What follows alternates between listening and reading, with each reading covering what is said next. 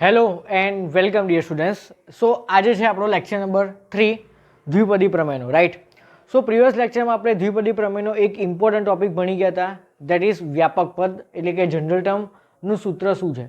Okay, અને એમાં ઘણી બધી વેરાયટીના ક્વેશ્ચન્સ જોયા હતા અને એમાં 3 ઇમ્પોર્ટન્ટ નોટ્સ લખાઈ હતી કે વ્યાપક પદનો ઉપયોગ ક્યારે ક્યારે કરવાનો છે. તો આઈ હોપ તમને એ લેક્ચરમાં પરફેક્ટ 100% ખબર પડી હશે. ઓકે, ચલો હવે આજે એક નાનકડો નવો ટોપિક જોવાનો છે, એક નવી વેરાયટીનો ક્વેશ્ચન જોવાનો છે.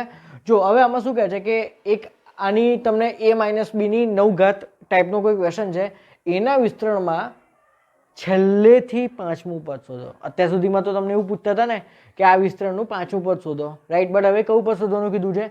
છેલ્લેથી પાંચમું. તો શું હવે વિચારો કે આની 9 ઘાત છે એટલે ટોટલ કેટલા પદો હશે? 10 પદ હશે. તો 10 પદમાંથી છેલ્લેથી વિચારવાનું કે છેલ્લેથી પાંચમું પદ કયું હશે.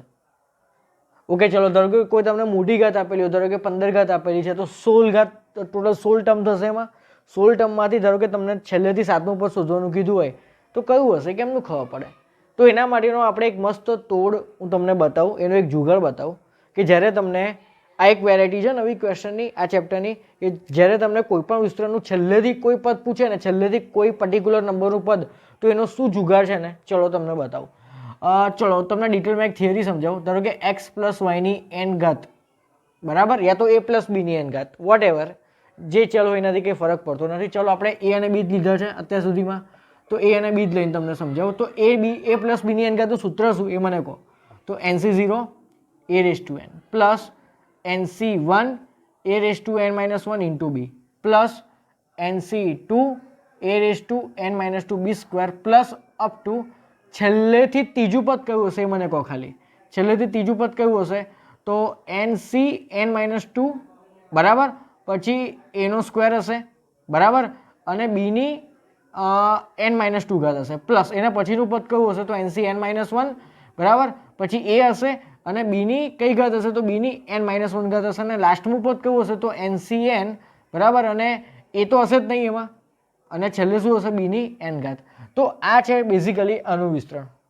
ઓકે, સારું. હવે બીજી એક વસ્તુ તમને બીજા એક પદનું વિસ્તરણ બતાવું. હવે ધારો કે હું છે ને બી અને એને ઉલટાઈ દઉં, એટલે બી પહેલાં લખું અને એ પછી લખું, અને આનું તમને વિસ્તરણ પૂછું છું, તો તમે શું આન્સર આપશો? તો પહેલા આન્સર તો આનો જ આપશો કે nc0 બીની n ઘાત આવશે પ્લસ. ઓકે, હવે આ એ છે અને હવે આ બી છે એવું માઇન્ડમાં ફોકસ કરજો બરાબર. તો હવે શું આવશે? nc1 અને બીની એક ઘાત ઘટશે અને એ ઇન્ટ્રોડ્યુસ થશે. હવે શું આવશે? હવે આવશે nc2 B rays to n minus 2 અને એનો સ્ક્વેર આવશે પ્લસ અપ ટુ લાસ્ટમાં છેલ્લે કોણ આવશે? તો છેલ્લે કોણ આવશે? છેલ્લેથી ત્રીજું પદ હવે આમાં કોણ હશે? તો આમાં અગેન nc n માઇનસ 2 હશે અને એની કઈ ઘાત હશે? સોરી, બી આવશે ને હવે તો હવે બીની કઈ ઘાત હશે? તો બીનો સ્ક્વેર હશે અને એની n માઇનસ 2 ઘાત હશે plus nc n minus 1. Okay, B હશે અને એની n માઇનસ 1 ઘાત હશે અને લાસ્ટ પદમાં શું હશે? તો ncn અને એની n ઘાત. ક્લિયર? તો આ બે વિસ્તરણ તમારી સામે બોર્ડ પર અવેલેબલ છે. હવે ધારો કે ચલો તમને હું એવું કહું છું કે આ જે છે ને એના વિસ્તરણનું છેલ્લેથી ત્રીજું પદ શોધો. તો છેલ્લેથી ત્રીજું પદ કયું છે? આ છે. તો આના પર થોડું ફોકસ કરો. ચલો, આમાં છેલ્લેથી ત્રીજું પદ કયું છે? આ. ઓકે, હવે હું તમને એવું કહું છું, હવે આના પર આવો. આમાં મેં તમને શું માગ્યું? તો આમાં છેલ્લેથી મેં તમને તમારી જોડે માગ્યું છેલ્લેથી ત્રીજું પદ. તો તમે મને આના પર બોક્સ કરીને આપ્યું કે સર આ છેલ્લેથી ત્રીજું પદ છે આના વિસ્તરણનું. હવે તમને આના વિસ્તરણનું હું તમને સ્ટાર્ટિંગથી એટલે કે પહેલેથી ત્રીજું પદ શોધું છું, એટલે ખાલી ત્રીજું પદ બરાબર. તો તમે મને શું કરીને આપશો? તો તમે મને આના પર બોક્સ કરીને આપશો કે સર આનું પહેલેથી ત્રીજું પદ આ છે. હવે મને એક વસ્તુ કહો ખાલી કે શું આ અને આ સેમ છે ને કે અલગ અલગ છે? મને ખાલી એટલું જોઈને કહો. એટલે સેમ છે. જો એની ઘાત સેમ છે, એ સ્ક્વેર અને બીની n માઇનસ 2 બીની n માઇનસ 2 સેમ છે. પણ તમે એવું કહેશો ને કે સર nc2 અને nc n માઇનસ 2 તો અલગ અલગ. શું અલગ અલગ? એટલે સેમ કહેવાય. આપણી જોડે આ સૂત્ર નહીં, ncr is equal to ncn minus r. તો શું nc2 ને તમે ncn માઇનસ 2 ના કહી શકો? તો સેમ જ થઈ ગયું ને. એનો મિનિંગ શું? એનો મિનિંગ તમને શું ખબર પડી આટલા પરથી? કન્ક્લુઝન કરો. ચલો, તો આનું છેલ્લેથી ત્રીજું પદ એ આનું પહેલેથી ત્રીજું પદ હતું. તો બેઝિકલી ધારો કે મને કોઈએ a પ્લસ બીની n ઘાતનું છેલ્લેથી કોઈ પર્ટિક્યુલર નંબરનું પદ શોધવાનું કીધું હોય તો હું શું કરીશ? તો હું આ બંનેને ઉલટાઈ દઈશ અને એ જે નંબરનું પદ શોધવાનું કીધું હશે ને એ નંબરનું પદ હું આમાંથી સ્ટાર્ટિંગનું શોધીશ. આ જુગાડ આપણે અહીંયા યુઝ કરવાનો છે. ઓકે, હવે મને અહીંયા શું કીધું છે, તો આની 9 ઘાતનું છેલ્લેથી પાંચમું પદ શોધવાનું કીધું. તો હું શું કરીશ, આ બંનેને ઉલટાઈ દઈશ, બરાબર. અને એ જે ઉલટાવાથી જે વિસ્તરણ આવશે ને એનું હું પહેલેથી પાંચમું પદ શોધીશ. That will be my answer. Okay, so this is the jugaad we are going to use to solve such type of questions. Clear? Okay, so I hope તમને બહુ મજા આવી હશે આ કન્સેપ્ટમાં, બરાબર. ઓકે, તો જસ્ટ શું કરી દેવાનું, તમારે કન્સેપ્ટ એક જ છે, યાદ ખાલી એક જ વાક્ય રાખવાનું છે કે જ્યારે આપણને છેલ્લેથી કોઈ પર્ટિક્યુલર નંબરનું પદ શોધવાનું કે તો આ બંનેને ઉલટાઈ દો, એ અને બીને ઉલટાઈ દો, બરાબર. અને જે નંબરનું પદ છેલ્લેથી શોધવાનું કીધું હોય ને એ હવે પહેલેથી શોધવાનું ઉલટાયા પછી, બરાબર. તો વિડીયો પોઝ કરીને આટલી વસ્તુ પહેલાં લખો, પછી એક ક્વેશ્ચનની રકમ લખો અને પછી આપણે સોલ્વ કરીએ. ઓકે ઓકે સ્ટુડન્ટ્સ, તો ચલો હવે આપણે આ ક્વેશ્ચન સોલ્વ કરીએ. હવે આમાં તમને કોનું વિસ્તરણ પૂછ્યું છે, તો x³/2 - 2/x³ ની 9 ઘાતનું છેલ્લેથી પાંચમું પદ. તો શું કરીશ, આ બંને ઉલટાઈ દઈશ. તો ઉલટાઈશ કેમનું, તો ધ્યાનથી જોજો. પહેલા -2/x³ લખીશ અને પછી +x³/2 અને પછી એની n ઘાત. તો આમાં એ કોણ થયો, તો આખે આખો આ આપણો એ થવો કહેવાય અને આ છે આપણો બી અને આ છે આપણો n, બરાબર. ઓકે, હવે આના વિસ્તરણનું પહેલેથી પાંચમું પદ શોધીશ. એટલે બેઝિકલી એનું કયું પદ શોધવાનું, T5. T5 શોધવા માટે આપણે જનરલ ટર્મનો યુઝ કરવાનો, વ્યાપક પદના સૂત્રનો. ઓકે, તો T5 એટલે NCR કેટલો થશે, તો 5 - 1 એટલે કે 4. ઓકે, આ છે આપણો એ અને એની આ બંનેની તફાવત જેટલી ઘાત, તો આ બંનેનો તફાવત કોણ થાય, 5. અને x³/2 છે ને એની કઈ ઘાત થશે, તો અહીંયા જે r છે એ એની ઘાત થશે. ક્લિયર? બસ, તો આને ખાલી આપણે સોલ્વ કરવાનું રહ્યું, બીજું તો કંઈ છે નહીં. તો 9C4 કેમનું સોલ્વ થશે, તો 9, 8, 7, 6 અને નીચે 4, 3, 2. ઓકે, હવે -2 ની 5 ઘાત કેટલી થશે, તો એ થશે -32. નીચે x ની કઈ ઘાત છે, તો 5 તરી 15. અહીંયા x ની 4 તરી 12 ઘાત છે અને નીચે 2 ની 4 ઘાત એટલે કે 16 છે. તો પહેલાં તો 16 દુ 32 થઈ ગયા, આ 2 અને આ 2 કેન્સલ. ઓકે, પછી આ 4 દુ 8 કેન્સલ, પછી આ 3 તરી 9 કેન્સલ. ઓકે, તો ધ્યાનથી જોજો હવે શું બચ્યું, બરાબર. તો 3 દુ 6, 6 × 4 36, એટલે બેઝિકલી 36 × 7 બચ્યા. તો 36 × 7 કેટલા થશે, તો 7 × 6 = 42 એટલે 252 થશે. એટલે -252 આવ્યા, બરાબર. ગુણ્યા હવે x ની કઈ ઘાત બચી, તો છેદમાં x નો ક્યુબ બચશે ને, કેમ કે ઉપર x12 અને નીચે x ની 15 ઘાત. તો નીચે શું આવશે, નીચે x³ આવશે. Okay, so basically option number B is our final answer. Concept તો કંઈ હતો જ નહીં, બટ ખાલી મેં તમને ડિટેલમાં સમજાવ્યું. મેં તમને હજુ પણ કહું છું કે આ ચેપ્ટરના કન્સેપ્ટ ડિટેલમાં ભણવા પડશે, તો જ આપણને ક્વેશ્ચન ઇઝીલી લાગશે. લાગે કે નહીં, બરાબર. મેં તમને ડાયરેક્ટ સૂત્ર આપી દીધું હોત કે ધારો કે તમને છેલ્લેથી પાંચમું પદ શોધવાનું કે તો તમારે આ બંનેને ઉલટાઈ દેવાના અને પહેલેથી પાંચમું પદ શોધો, તો તમારા માઇન્ડમાં ક્વેશ્ચન તો જાગત ને કે કેમ એવું સર. એટલે મેં તમને ડિટેલમાં સમજાવ્યું, બરાબર. ઓકે, સો વિડીયો પોઝ કરીને ક્વેશ્ચન નોટ ડાઉન કરી લો.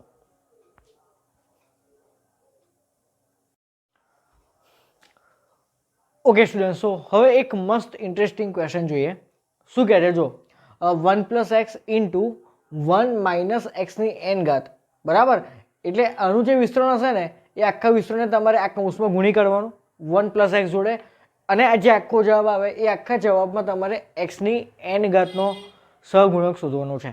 બટ ઓકે, તો આ દાખલો સોલ્વ કરતા પહેલા આપણે એક કામ કરીએ. આ બંને જે બ્રેકેટ આપેલા છે ને તમને 1 + x અને 1 - x ની n ઘાતને, હું પહેલાં આ બંનેને ગુણી કાઢું. તો એક વસ્તુ વિચારો, શું હું આને અંદર ગુણી કાઢું, ના ગુણાય ને, આને અંદર ગુણવા પડશે, બરાબર. તો આ જે 1 - x છે ને એને પહેલાં x જોડે ગુણું અને પછી એને 1 જોડે ગુણી કાઢું. ઓકે, તો આ પહેલાં 1 જોડે હું 1 - x ની n ઘાતને ગુણું તો શું જવાબ આવે, 1 - x ની n ઘાત જ આવે અને પ્લસ x × 1 - x ની n ઘાત. આવું થયું. ક્લિયર આટલી વસ્તુ? તો બેઝિકલી મને આ એક વસ્તુ મળી. એટલે આ અને આ બંને કેવા છે, ઇક્વલ.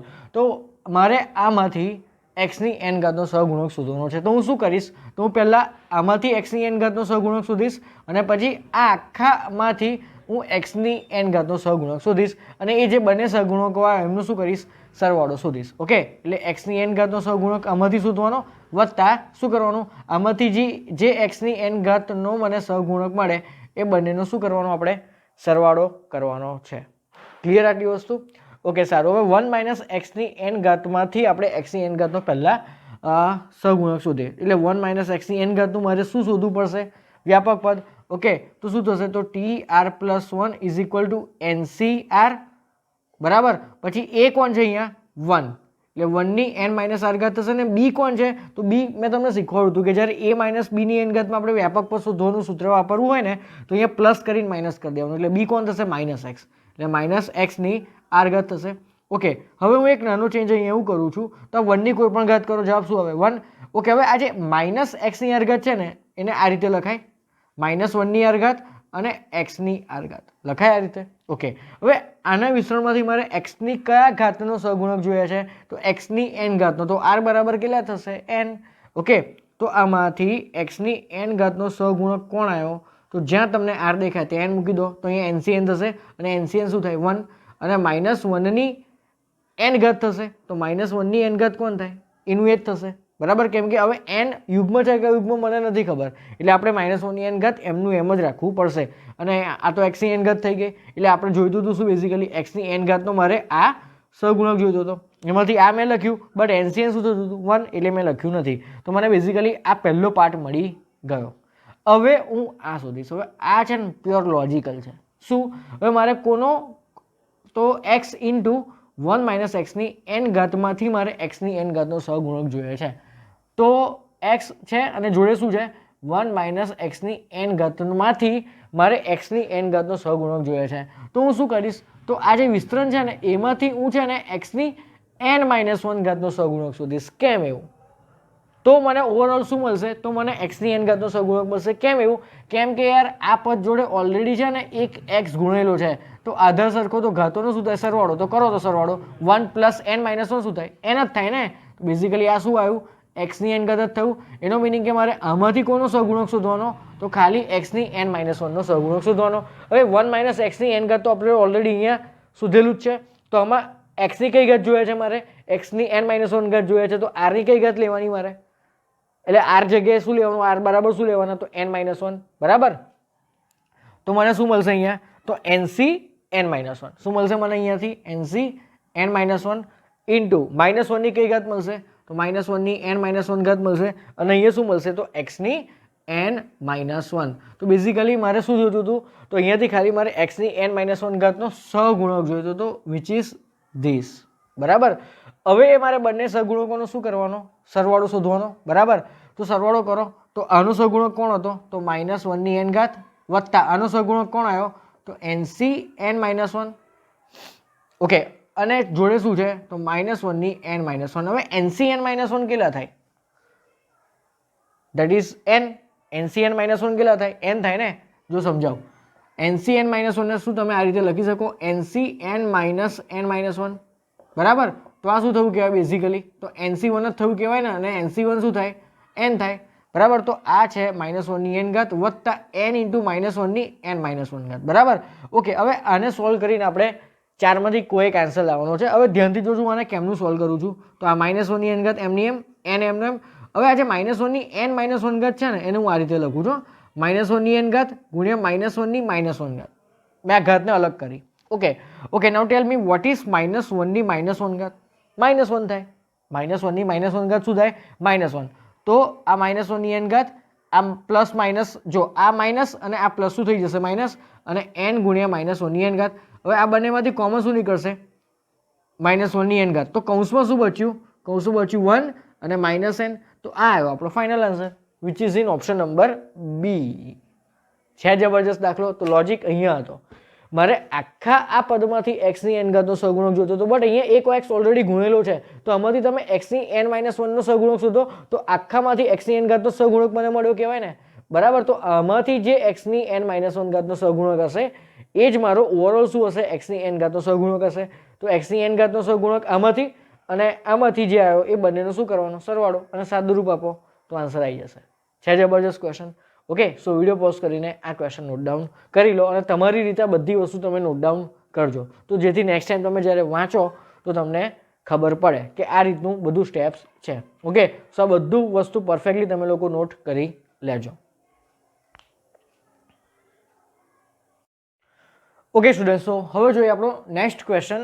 આ ક્વેશ્ચન છે ને આપણે જે પ્રીવિયસ કર્યો ને પ્રીવિયસ ક્વેશ્ચન કોપી એના જેવો છે બટ આ ક્વેશ્ચન તમારે જાતે હોમવર્કમાં સોલ્વ કરવાનું છે બરાબર. તો જો પ્રીવિયસ ક્વેશ્ચનની જેમ જ આ ક્વેશ્ચનમાં પણ આપણને બે બ્રેકેટ આપેલા છે એમાંથી એક બ્રેકેટની ઘાત 1 છે અને બીજા બ્રેકેટની કોઈ ઘાત આપેલી છે. પ્રીવિયસ ક્વેશ્ચનમાં પણ એવું જ હતું. તો શું કરીએ, તો જે બ્રેકેટની ઘાત હોય ને એને તમારે સિંગલ ઘાતવાળા બ્રેકેટના પદો સાથે ગુણાકાર કરવાનો. બરાબર, ચલો તો તમને થોડીક હિન્ટ આપી દઉં.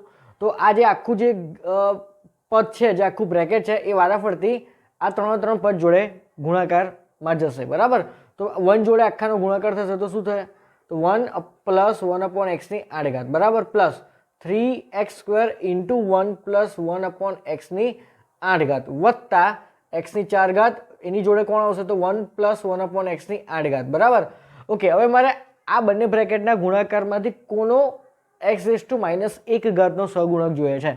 તો બેઝિકલી મારી જોડે 1, 2 અને 3 ટર્મ છે. તો હું શું કરીશ, આ ત્રણ ટર્મમાંથી કોનો સહગુણક શોધીશ, x⁻1 ઘાતનો. એટલે આમાંથી પણ x⁻1 ઘાતનો સહગુણક શોધવાનો, આમાંથી પણ શોધવાનો, આમાંથી પણ શોધવાનો, અને જે સહગુણકો આવે છેલ્લે શું કરવાનો, એમનો સરવાળો, એટલે તમને 4માંથી કોઈ એક આન્સર મળશે. બરાબર, ચલો હવે તમને આમાંથી શું કરવાનું, તો બેઝિકલી આનો તમારે વ્યાપક પદ શોધી કાઢવાનું, કેમ કે આ જ પદ તમને અહીંયા પણ આપેલું છે એઝ વેલ એઝ અહીંયા પણ આપેલું છે. બરાબર, બટ આ પદ જોડે કશું ગુણેલું નથી, તો તમારે સીધું આનું જે જનરલ પદ આવે ને, વ્યાપક પદ, એમાં જે x ની ઘાત આવે ને એને કોઈ જો કમ્પેર કરવાની તમારે -1. પણ અહીંયા થોડીક નવીનતા છે, જે પ્રીવિયસ ક્વેશ્ચનમાં આપણે જોઈ હતી. ઇમ્પોર્ટન્ટ સ્ટેપ એ કે આ જે આખું બ્રેકેટ છે ને એની જોડે x² નો સહગુણક ગુણેલો છે. તો મારે શું કરવું પડશે, તો આ જે બ્રેકેટ છે ને એમાંથી x ની -3 ઘાતનો સહગુણક શોધવાનો, કેમ કે એની જોડે ઓલરેડી આ x² તો ગુણેલું જ છે. તો x² × x ની -3 ઘાત બેઝિકલી શું થાય, એ બંને તો x⁻1 ઘાત થશે. તો ઇન શોર્ટ તમારે આમાંથી શું શોધવાનું, આમાંથી x ની -3 ઘાતનો સહગુણક શોધવાનો. ક્લિયર? ઓકે, ચલો. ઓકે, હવે અહીંયા શું આપેલું છે જુઓ તો. હવે અહીંયા આ બ્રેકેટ જોડે x ની 4 ઘાત ગુણેલી છે.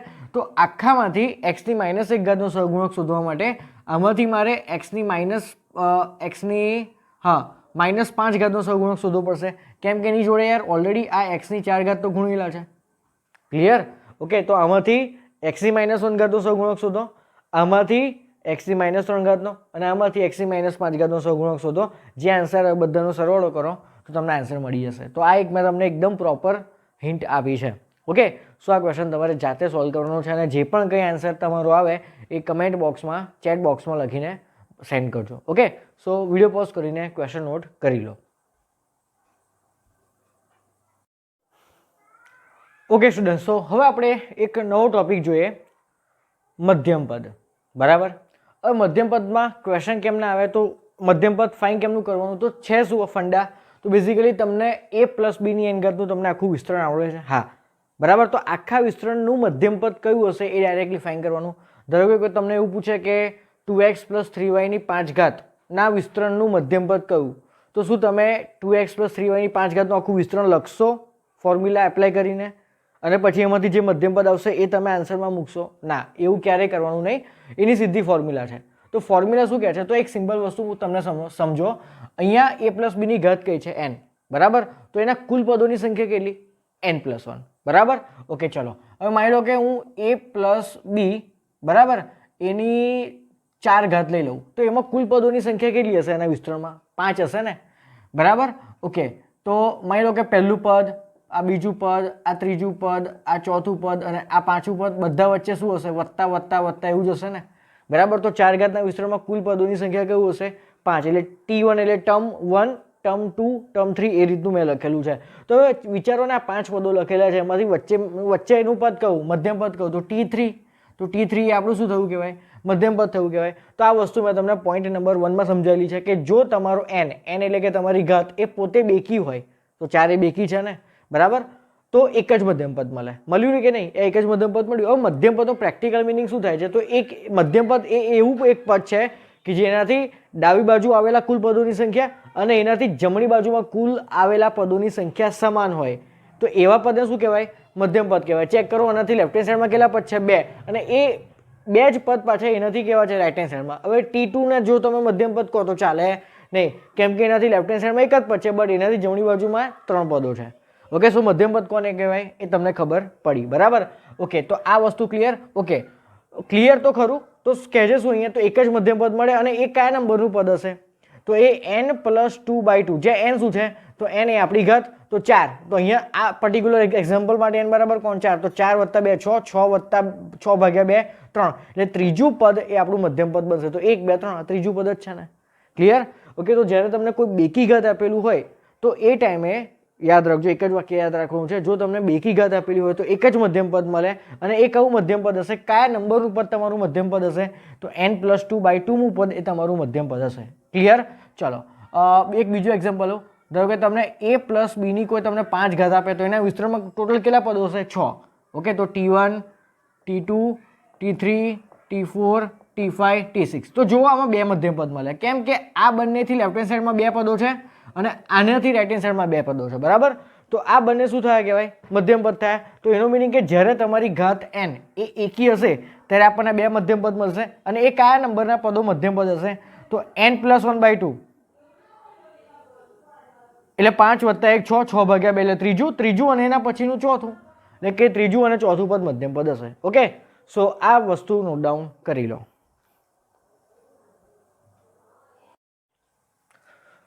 ઓકે સ્ટુડન્ટ્સ, આપણે મધ્યમ પદનો એક સિમ્પલ ક્વેશ્ચન કરી લઈએ. આ જે ટોપિક છે ને બહુ જ ઇઝી છે, એટલે આમાંથી ઇઝી જ ક્વેશ્ચન આવે, રાઈટ? ઓકે, તો આ ચેપ્ટરનો સૌથી ઇઝી ટોપિક આ છે, તો સૌથી ઇઝી ક્વેશ્ચન પણ આમાંથી જ હશે.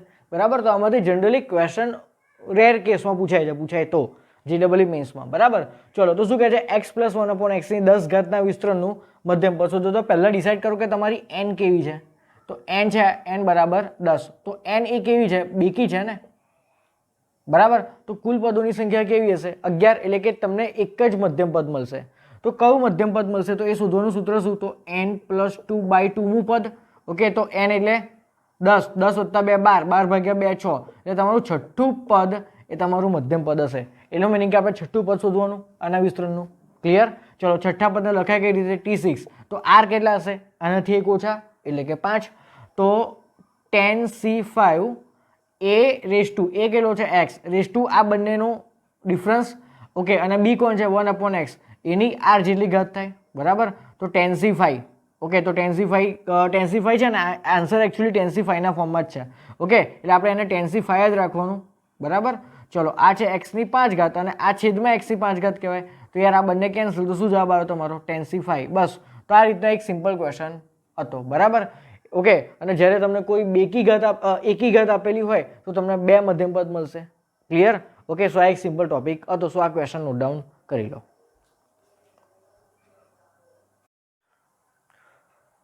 Okay student, so now moving to one of the most important topic of this chapter. બરાબર? ઓકે, આ જે ટોપિક છે ને એ થોડો ડિફિકલ્ટ છે સમજવા માટે, તો ધ્યાનથી સમજજો. શું પૂછ્યું છે અહીંયા? ટોપિકનું નામ શું છે પહેલાં એ થોડું મગજમાં ઉતરવાનું ટ્રાય કરજો. ન્યુમેરિકલી ગ્રેટેસ્ટ ટર્મ અથવા તો કોફિશન્ટ. ગુજરાતીમાં શું કહેવાય? કોફિશન્ટ એટલે સગુણક, ટર્મ એટલે પદ, ગ્રેટેસ્ટ એટલે મહત્તમ, અને ન્યુમેરિકલી એટલે નંબર. બરાબર? ન્યુમેરિકલ એટલે નંબર્સ. તો સંખ્યાત્મક મહત્તમ પદ અથવા તો સંખ્યાત્મક મહત્તમ સગુણક શોધવાનો છે. ક્લિયર? તો સૌથી પહેલા સંખ્યાત્મક શબ્દનો મિનિંગ આપણે સમજીએ. તો સંખ્યાત્મક શબ્દનો મિનિંગ શું? તો ધારો કે હું તમને એવું પૂછું છું કે -6 અને 4 આ બંનેમાંથી મોટું કોણ? તો તમે જવાબ આપશો કે સર 4, કેમ કે પેલું -6 છે. પણ હું તમને એવું પૂછું કે સંખ્યાત્મક રીતે આ બંનેમાંથી કોણ મોટું છે?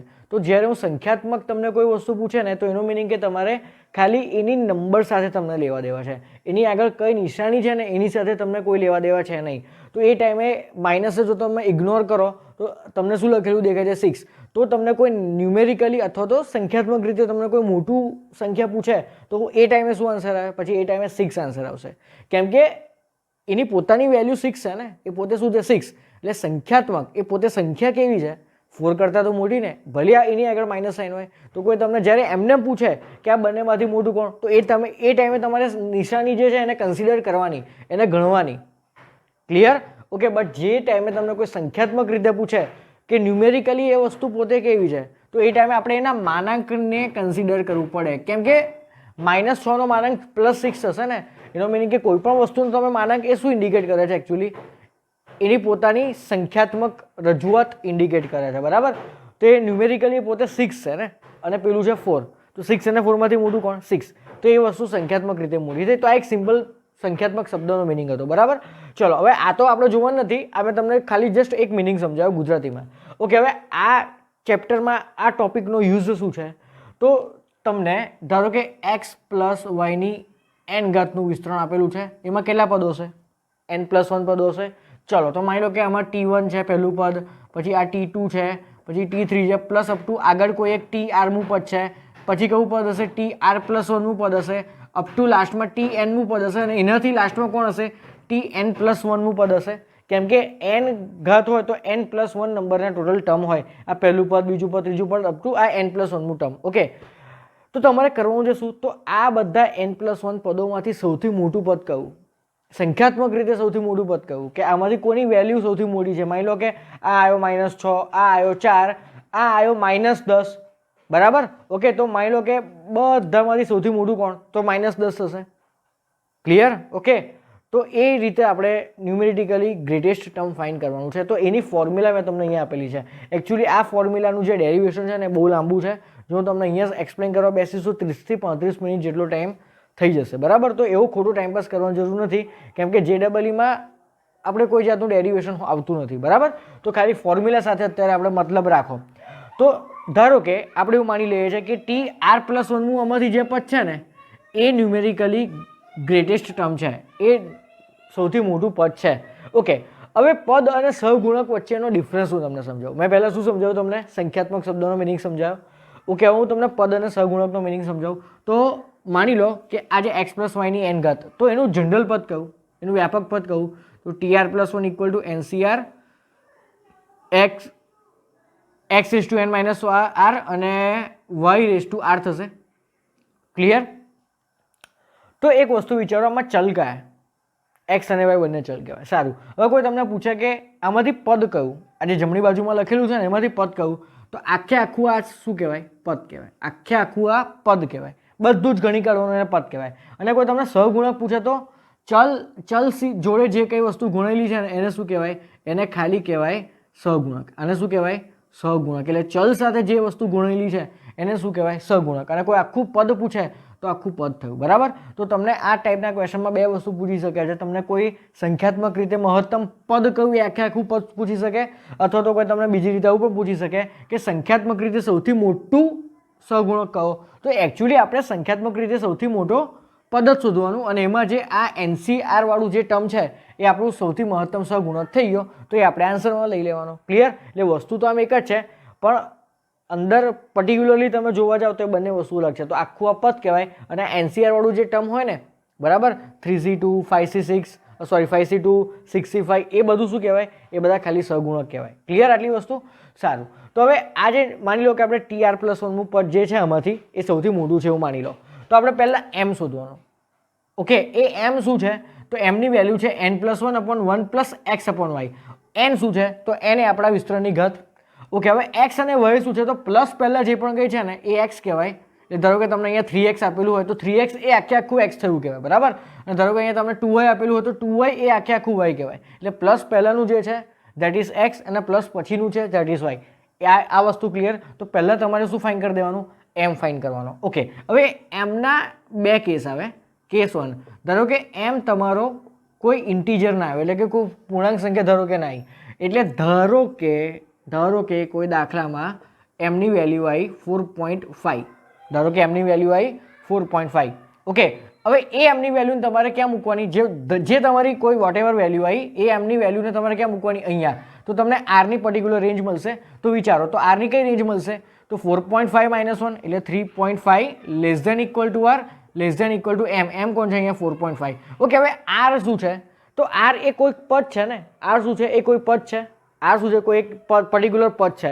તો યાર કોઈ પદ એ પોઈન્ટમાં આવે, 3.5મું પદ એવું કોઈ કહે, યાર ગાંડું કહેવાય કોઈ એવું કહેતો, બરાબર. ત્રીજું પદ હોય, ચોથું પદ હોય, પૂર્ણાંક સંખ્યામાં કોઈ નંબરનું પદ આવે, તો આ જે r છે ને એ 3.5 અને 4.5ની વચ્ચે છે. તો એ ટાઈમે તમારે શું વિચારવાનું, તો 3.5 અને 4.5ની વચ્ચે કઈ પૂર્ણાંક સંખ્યા આવે, 4 આવે ને. તો r બરાબર શું લઈ લેવાના, 4. તો r બરાબર 4 હોય તો r+1 કેટલા થાય, 5 થાય. તો એનું મિનિંગ કે તમારું જે 5મું પદ છે ને એ તમારું મહત્તમ પદ છે. કેમ કે આપણે તો શું ધાર્યું છે ઓલરેડી, કે ધારો કે TR+1 એ મહત્તમ પદ છે. આપણે તો એવું ધાર્યું છે ને, બરાબર. તો આરની વેલ્યુ આપણે તો લાયા, તો ટીઆર પ્લસ વનનું પદ કયું કહેવાય? તો પાંચમું પદ એ આપણું મહત્તમ પદ થયું. ધારો કે આર બરાબર 3 આવ્યા હોત તો T4 એ આપણું મહત્તમ પદ થાત. ઓકે, તો આ કેસ 1. હવે ધારો કે આપણે કેસ નંબર 2 લઈએ છીએ, તો કેસ નંબર 2 માં આપણે એવું લઈએ કે ધારો કે m is belongs to integer. ધારો કે m એ કોઈ પૂર્ણાંક સંખ્યા છે, તો ધારો કે આપણે વિચારી લઈએ કે ધારો કે m ની વેલ્યુ આવી 4. ઓકે, તો r ની કિંમત ક્યાંથી ક્યાં સુધી હશે? તો 4 માઇનસ 1 એટલે 3 અને 3 થી લઈને 4. તો 3 થી લઈને 4 સુધી કોની વેલ્યુ હશે? m ની વેલ્યુ હશે. બરાબર. ઓકે, સોરી r ની વેલ્યુ હશે. ઓકે, તો એનો મિનિંગ કે r બરાબર 3 એટલે હવે એવું વિચારો કે 3 અને 4 ની વચ્ચે કયા પૂર્ણાંક આવે? તો 2 આવે ને, 3 પોતે ને 4 પોતે. તો એનો મિનિંગ કે r બરાબર 3 અને r બરાબર શું લેવાના? 4. પણ આપણે તો કયું પદ મહત્તમ ધરેલું છે? r પ્લસ 1 નું. તો જો r બરાબર 3 હોય તો r પ્લસ 1 કેટલા થાય? 4. એનો મિનિંગ કે ચોથું પદ. અને જો r બરાબર 4 હોય તો r પ્લસ 1 કેટલા થાય? 5. એનો મિનિંગ કે ચોથું પદ અને પાંચમું પદ એ બંને પદ આપણા મહત્તમ હશે. ક્લિયર આટલી વસ્તુ? ઓકે, બસ. તો આ છે આપણો ટોપિક. ક્લિયર? એટલે પહેલાં એમની વેલ્યુ ફાઇન કરવાની. તો એમની વેલ્યુ ફાઇન કરવાની ફોર્મ્યુલા શું છે? તો n+1/1 plus માનાંકમાં x/y. Clear? Okay, બરાબર. આટલી વસ્તુ. હવે જો એમના બે કેસ, જો એમ તમારો ઇન્ટીજર ના આવ્યો એટલે કોઈ પોઈન્ટમાં કિંમત આવી, તો એ બંને પોઈન્ટની વચ્ચે કયું ઇન્ટીજર છે એ તમારો r થયો, અને એના કરતાં એક વધારે એ તમારું પદ મહત્તમ પદ થશે. ઓકે, સો આ વસ્તુ ખાસ માઇન્ડમાં રાખજો કે કોઈ તમને સહગુણક પૂછે તો એ ટાઈમે શું કરવાનું? તો એ ટાઈમે આજે x છે ને, x જે ચલ છે, એ ચલ હોવા જોઈએ. ધારો કે કોઈ તમને આમાંથી તમને કોઈ ચલ પૂછે, આમાં સહગુણક પૂછે, આમાં સહગુણક કહો, તો તમે શું જવાબ આપશો? NCR. તો એ ટાઈમે x અને y બંને શું હોવા જોઈએ? 1 1 હોવા જોઈએ. કેમ કે 1 ની કોઈ પણ ઘાત કરતો તો જવાબ શું આવી જાય? 1. તો આ બધું હટી ગયું કહેવાય, ઇન્ટુ 1 હટી ગયા કહેવાય ને. તો શું જવાબ આવે? ખાલી NCR. તો એ ટાઈમે તમારે x અને y ની જગ્યાએ શું લેવાના? 1. એ બધું ક્વેશ્ચનમાં આવશે ત્યારે જોઈશું. હાલ પૂરતું આટલું ખાલી માઇન્ડમાં રાખો. બરાબર. તો બેઝિકલી આપણે આ જ ફોર્મ્યુલાનો દાખલામાં યુઝ કરવાનો છે.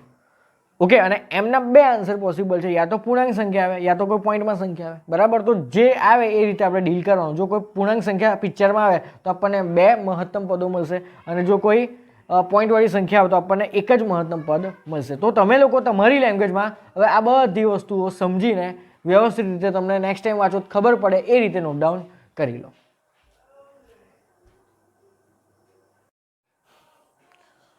ઓકે સ્ટુડન્ટ, સો હવે આપણે આ ટોપિકના ક્વેશ્ચન સ્ટાર્ટ કરીએ. બરાબર. તો ક્વેશ્ચનમાં શું કહે છે? તો 3x - 2 ની 21 ઘાતના વિસ્તરણમાં જેનો સહગુણક સૌથી મહત્તમ હોય તે પદ ખાલી જગ્યા છે. તો મેં તમને આ ટોપિકનું ટાઇટલ જેવું કીધું હતું કે આમાં તમને બે ટાઈપની વસ્તુ પૂછે, યા તો તમને સૌથી મહત્તમ પદ પૂછે, યા તો સૌથી મહત્તમ સહગુણક પૂછે. આ ક્વેશ્ચનમાં તમને સૌથી મહત્તમ સહગુણક કયા પદનો છે ને એ પૂછ્યું છે. બરાબર. તો મેં તમને સિમ્પલ આછી માહિતી એવી પણ આપી હતી તમને ડિસ્કસ જ્યારે કર્યો ટોપિક ત્યારે, કે જ્યારે તમને સૌથી મોટો સહગુણક પૂછે ને ત્યારે x અને y ની જગ્યાએ તમારે 1 મૂકી દેવાનું. બરાબર. કેમ કે એ 1 મૂકો તો તમને પેલો NCR ટાઈપનો સહગુણક મળે. બરાબર. x અને y જો તમારા પોતે 1 1 થઈ જાય તો જ તમને ખાલી સહગુણક તમને આન્સરમાં મળે ને.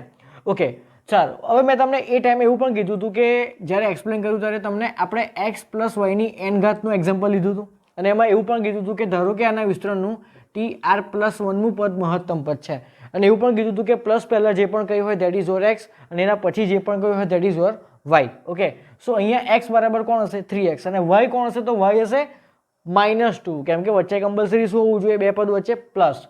તો આ જે 3x - 2 છે ને એને આ રીતે લખો, 3x + -2, અને એની 21 ઘાત થશે. બરાબર. સારું. હવે પહેલું કામ શું કરવાનું? આપણે m શોધવાનું. એમનું સૂત્ર શું? તો n+1/1 પ્લસ માનાંકમાં x/y. n એટલે ઘાત કેટલી આપેલી છે? 21. તો 21 + 1 22/1 પ્લસ, ચલો x કોણ થશે? તો x is your 3x and y is -2. Clear? Okay. હવે એક વસ્તુ વિચારો, -2 ક્યાં છે? માનાંકની અંદર, એટલે માઇનસ તો ગાયબ થઈ જશે. But what about x? તો x ની જગ્યાએ મૂકવાનું 1. બરાબર. ઓકે, તો put m is equal to x is equal to 1. તો m ની વેલ્યુ શું મળશે? તો ઉપર 22 છે. ઓકે, અને નીચે શું થશે? તો નીચે થશે 3/2. તો આ કેટલા થયા કે 22 દુ 44 ભાગ્યા 2 અને 3 5. બરાબર. તો 8 5 40 એટલે 8 પોઈન્ટ સમથિંગ જેવું થયું આ. બરાબર. ઓકે, એટલે એમની જો તમે એપ્રોક્સિમેટ વેલ્યુ લો ને તો 8.5 જેવું લઈ લો ને, ચલો માની લો. બરાબર. તો એમની વેલ્યુ તમને કેટલી મળી? 8.5. હવે એને કયા સૂત્રમાં મૂકવાની? તો એને આ આરની અસમતામાં મૂકવાની. તો m - 1 કેટલા થશે? 7.5. તો 7.5 less than equal to r less than equal to 8.5. Okay, હવે આર ઓલવેઝ કેવો હોય, કોઈને કોઈ ઇન્ટીજર જ હોય, પૂર્ણાંક જ હોય. તો 7.5 અને 8.5 ની વચ્ચે કયો પૂર્ણાંક આવે? તો 8 આવે.